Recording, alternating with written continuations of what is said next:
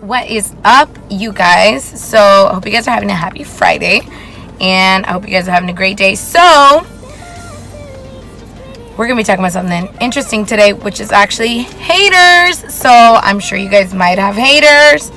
Everybody's doing something as haters. So, question is, why do people hate? And most importantly, how you can deal with it. So, I'm going to read you guys part of a book that I'm reading. So I'm reading this book, 177 Mental Toughness Secrets of the World Class. You guys can look at it.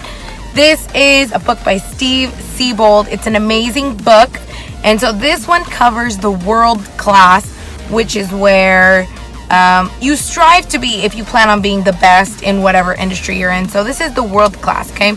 So rule number 23, secret number 23 is the world class never bows down to criticism. So I'm just going to read it to you guys really quick, and then we're going to summarize it together. Mental toughness broken down into its root is really about becoming a master of your emotions in performance situations, especially under pressure.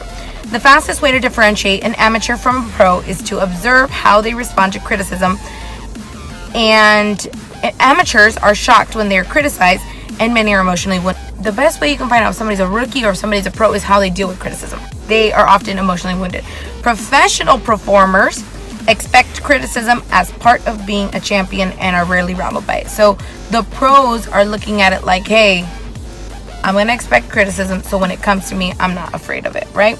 So the mentally tough expect little from their amateur thinking counterparts, and when they're criticized, they often sum it up as amateurs mudslinging. So what does that mean? You can't really expect that much from a rookie. A rookie's going to criticize you because that's all they know how to do, and you as the pro can't really take it that seriously to heart because they're rookies. You shouldn't really expect that much from them anyways, right? So professional performers aren't surprised by criticism from average people. They realize they are a mirror into which amateurs look into only to see themselves for what they really are, average. So when you see somebody who is maybe not looking to advance themselves, they look at you and they see a reflection of what they are not doing.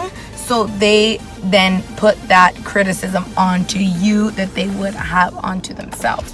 Okay? So world-class performers make them look lazy and unmotivated. By comparison, they resent it. So they lash out and they criticize. Okay? So world-class performers see themselves for what they really. World-class performers make them look lazy and unmotivated. So let's say that you grew up with somebody else. They maybe took a different path. They didn't maybe want to work as hard or something like that, and you're more successful than them.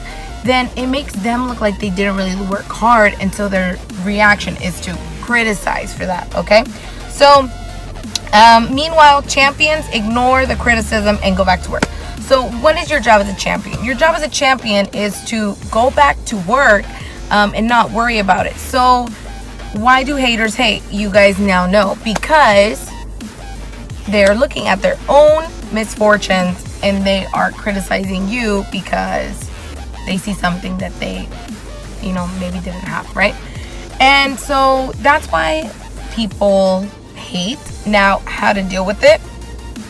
The last thing said that world-class performers are so focused on their goals that they don't even have time to listen to the haters. So that's why people hate. Secondly, you should be so focused on your goal to where that doesn't even phase you. You should be a pro to the point where you expect the criticism, it rolls off you like nothing, and you just move on to the next step. Because at the end of the day, listening to haters, listening to gossip really doesn't benefit us at all. And as ladies, there's a lot of gossip that goes on. So just focus on bettering yourself instead of listening to whatever gossip it is. And lastly, I would look at who you're taking advice from, because if someone's hating, you have to see where they're coming from, right? Like, sometimes we think people are hating, but really they're trying to help us, which that's kind of contrary to what I said earlier. But you have to listen to who it's coming from and what it's like. What kind of experience does this person bring to the table, right? So let's say that someone gives you business advice. Hey, I don't think you should be running your business like that. Hey, I don't think that you should be doing this or doing that. Now, if you do that and you take that advice, you got to look at, has this person ever ran a business? Have they been successful? If someone has been unsuccessful in a business, maybe they can give you tips on what not to do, but I wouldn't take business advice on what to do from somebody who has never run a business.